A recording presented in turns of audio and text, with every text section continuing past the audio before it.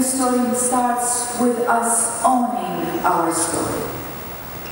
I learned that from Nambitu, a Congolese woman that I met just over a year ago. I was interviewing her for a book I have come called If You Knew Me, You Would Care. Nambitu is from Congo, and all of us think of Congo as this country that, and it is indeed going through horror. It is indeed still the heart of darkness and the horror that happens to it, though it is one of the most beautiful countries that I've been to. And Nambitu tells me her story. She eloped with her husband when they fell in love. He was a college boy, she was a nun, an au pair for another family. They eloped, they got married, they have 3 kids. He's a mechanical engineer, and they had a nanny. And one day, in the middle of the afternoon, the rebels came and attacked and took everything in her home, including the sheets the baby was sleeping on, and took her with them. And in a journey that lasted 2 days, Nambitu walks with other women who were just enslaved.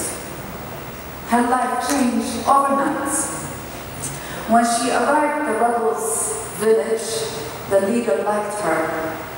So he bought her with 2 cases of beer and 2 rounds of bullets. And he put her in a room and locked her in that room for 3 months. She couldn't even leave the room to use the bathroom without a guard. And in that 3 months, he raped her day in, day out. And the day she was supposed to be killed, he came to her and said, "I cannot see you there." So he gave her his military uniform. He gave her a stick to pretend that it's a machine gun.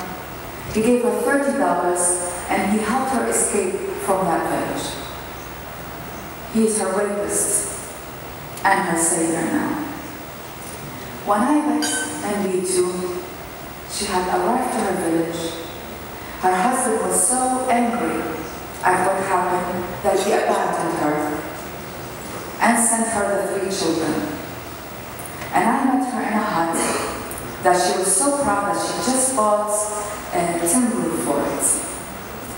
And when I asked Nambitu, what is peace means for you, she told me, peace is inside my heart. No one can give it to me, and no one can take it away from me.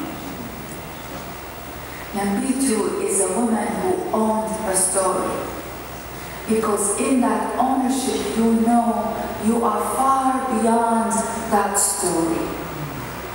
In that ownership she knows she is not only that woman who was imprisoned in that room.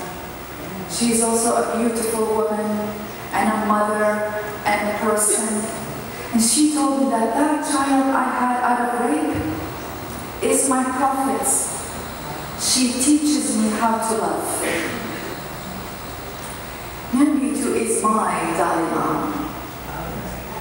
I go to a lot of yoga classes and meditations to try to find the peace that she has.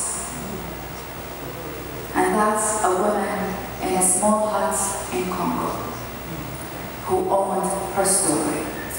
And the ownership of the story, you will know that you are far beyond that one story. Some women, only one woman told me, I don't have a story. If you don't have a story, really you are lucky. But I argue almost all women have a story. And the story does not have to be like Nambitu, rape and pillaging. A story of being abused, not paid equally as your male colleague, not in the same boardroom, the only woman among 50 men representing your gender, in a discussion about, I don't know,